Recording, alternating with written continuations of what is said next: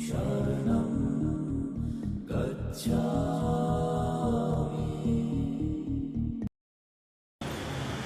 बहुत बहुत धन्यवाद संचालक महोदय और दयासागर कौर जी। इस पवित्र स्थान आदरणीय भंते जी और सभी उपासक बुद्ध जी की आज बुद्ध पूर्णिमा के अवसर पर तथागत महामानव जैसा कि बताया गया और आप और हम सब जानते हैं आज जन्मदिन भी और निर्माण दिवस दोनों ही होता है।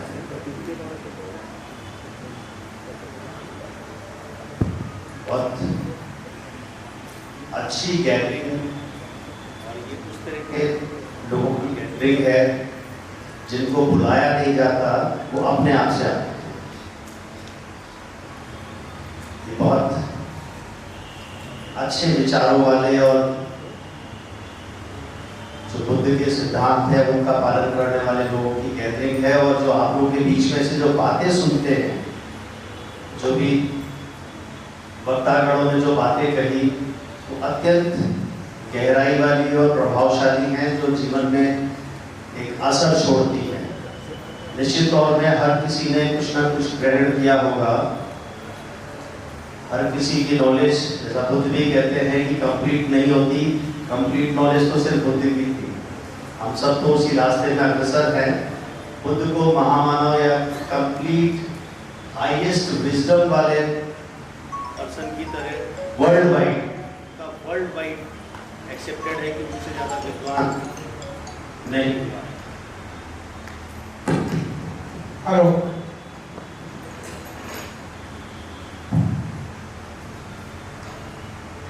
बड़ा अच्छे दिवस पे और बहुत अच्छे स्थान में शांति ऊपर बनाया गया है। इसकी साफ सफाई और जो यहाँ का आयोजन होता है, विगत वर्ष में भी मैं आया, बहुत प्रभावित हुआ। बहुत अच्छा और एक शांत, जैसे शांति ऊपर नाम ही है उसका, शांति मिलती है। नीचे जो लाइब्रेरी है और दयासागर कौर जी और सभी हमारे मिल करके जो यहाँ पर आयोजन करते हैं, उनके लिए बहुत बहुत धन्यवाद। तथागत बुद्ध के बारे में जो आदरणीय भंते जी और जो विचारकों ने यहाँ पर बातें रखी हैं, निश्चित तौर पे मैं उतना ज्ञानी तो नहीं हूँ, क्योंकि वो स्पेशलिस्ट हैं। हम लोग मध्यम उसमें आते हैं और सब्जेक्ट को समझते हैं, लेकिन स्पेशलिस्ट नहीं है। इसलिए मैं पहले ही कह दे रहा हूँ कि हम लोग उसके स्पेशलिस्ट नहीं हैं, लेकिन हाँ, हम लोग का देखने का नजरिया अलग है। हम लोग दूसरी नजर से देखते हैं और शायद हम लोग कुछ जो बात कहेंगे वो कुछ अलग नजर की होगी, लेकिन आप सबके महत्व की भी है। जितना हमने पढ़ा है, जितना हम जानते हैं, और सौभाग्य से कई अच्छे बौद्ध स्थलों में मेरे को अवसर मिला है जाने का। अभी कुछ महीने पहले ही मेरे को लुम्बिनी और कपिलवस्तु, जो बहुत ही महत्वपूर्ण और आज के दिवस के लिए तो बहुत ही उनके जीवन से जुड़ा हुआ महत्वपूर्ण स्थान है। और एक साल पहले मेरे को कुशीनगर में भी मेरे को मौका मिला, तो परिनिर्वाण और उनके जन्म दोनों ही से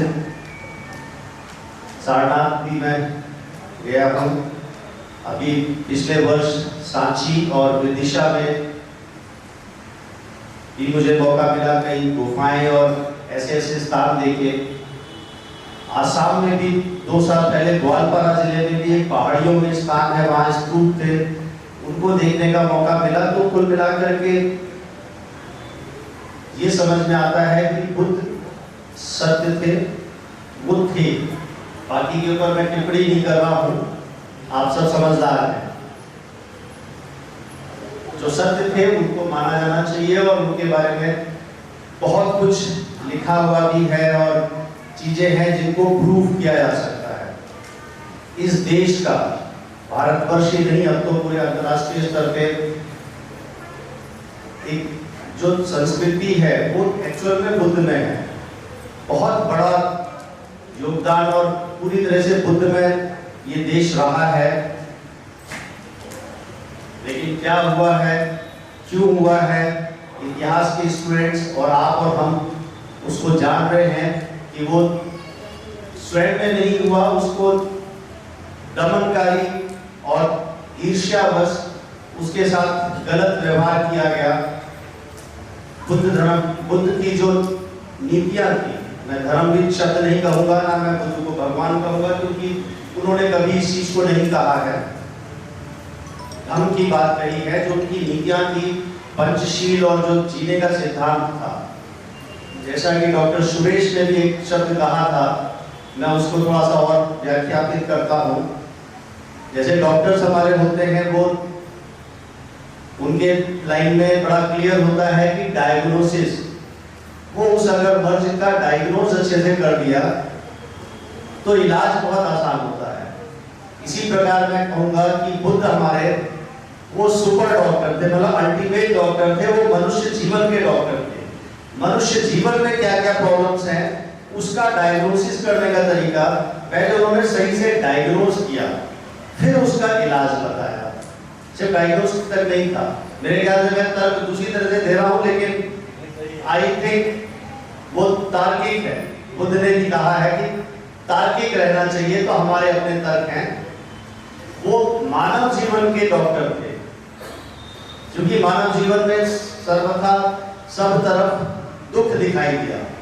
पैसा वाला होना, ज्यादा बड़े घराने में होना, राजकुमार होना, बहुत बड़े बड़े आपके महल चौबारे हैं, खाली ये सुख की निशानी नहीं थी। कोई किसी रोग से ग्रसित है, किसी को रात को नींद नहीं आ रही, किसी के शरीर में कोई दिक्कत है, तो बहुत सारी चीजों को लेकर के दुख सब तरफ था। उन सब तरह के दुखों का निवारण करना, यानी मनुष्य जीवन में जो जो दुख है उनका निवारण करने के लिए जो रास्ता बताया, पंचशील के सिद्धांत और सम्यक ज्ञान की बात भी कही। सम्यक वाणी होनी चाहिए, यानी सही ज्ञान, सही बोली, सही रहन सहन, इस पर जोर दिया गया। और जो उनकी जो सबसे बड़ी चीज जिसको मैं मानता हूं, जो अथ दीपो भाव में उन्होंने जो बात कही कि खुद में दीपक बनिए, जिसको आज की भाषा में मैं कहूं तो साइंटिफिक टेम्परामेंट डेवलप करिए, अंधविश्वासी मत बनिए। ये बात मैं जोर देके कह रहा हूं। तथागत बुद्ध ने बहुत पहले ही कह दिया था कि अंधविश्वासी मत बनिए। आप मेरी बात भी मत मानिए, अगर आपको तर्क शक्ति में लगता है कि मैं ठीक नहीं कह रहा हूं, आप अपने तर्कों से परीक्षण करिए। क्या आज ये चीज चल रही है? आज का जो देश है, इसमें क्या ये चीजें दिख रही हैं हमको कि तार्किक अंधविश्वास बढ़ता ही चला जा रहा है? जहां देखिए अंधविश्वास। क्या कोरोना जैसी महामारी ताली और थाली बजाने से भाग सकती है? कोई तर्कों में सिद्ध कर पाएगा इसको? लेकिन कर रहे हैं लोग। और भी बहुत सारी चीजें हैं, इतनी बहुत सारी चीजें रोजमर्रा के जीवन में हम देख रहे हैं। तो यहाँ पर बुद्ध पूर्णिमा का जो आज दिवस है, जो बातें हैं, ये सब सारगर्भित होती हैं कि यहाँ पर हमें समझना चाहिए कि बुद्ध क्या बोल करके गए हैं और हम क्या कर रहे हैं। बुद्ध ने कहा मनुष्य जन्म से समान है, लेकिन यहां आकर के तो देखा, यहां कुछ मनुष्य ही कह रहे हैं कि नहीं, ये तो चार वर्ण हैं, कुछ ऐसे हैं, कुछ ऐसे हैं, उनकी ये क्या बात है भाई? और इसको हम मान रहे हैं, यही गलत है, हमें नहीं मानना चाहिए। ये प्रकृति ने सबको बराबर समान अवसर दे करके धरती पर भेजा है, ये शाश्वत सत्य है। हमारा तर्क यही कहता है, सभी को समान अवसर, समान फैसिलिटीज के साथ यहाँ पर भेजा गया है। अब हमारे ऊपर है हम उनका इस्तेमाल कैसे करते हैं। जन्म से ना बुद्ध ने माना, ना तर्कों के आधार पर भी समझ में नहीं आती, कोई फर्क नहीं है। और ये कितनी बार प्रूफ हो रहा है, जहां जहां आपने क्षमताएं दिखाई हैं वहां पर प्रूफ होता है कि जन्म से कोई ना ऊंचा है ना नीचा है। तो हमें विरोध भी करना चाहिए, खंडित करना चाहिए, इनकार करना चाहिए इस तरह की विचारधाराओं को। और मेरा अपना तर्क है कि इस देश में ये दो जो बहुत बड़ी समस्याएं दिखाई दे रही हैं, ये जो ऊंच नीच की, वर्ग विभाजन और अंधविश्वास, जिस दोनों के ही बारे में तथागत बुद्ध बोल करके गए हैं, लेकिन उसका पालन अधिकांश नहीं कर रहे हैं। अगर करने लग जाएं तो देश को सोने की चिड़िया बनाने से कोई नहीं रोक सकता। जैसा कि सम्राट अशोक के टाइम में एक समय का देश था, वही देश, वही लोग, वही जेनेटिक एंड हर तरह से जो हमारा खान पान और जलवायु, उसी में से ये देश जो आज सुपर पावर्स अमेरिका, रूस और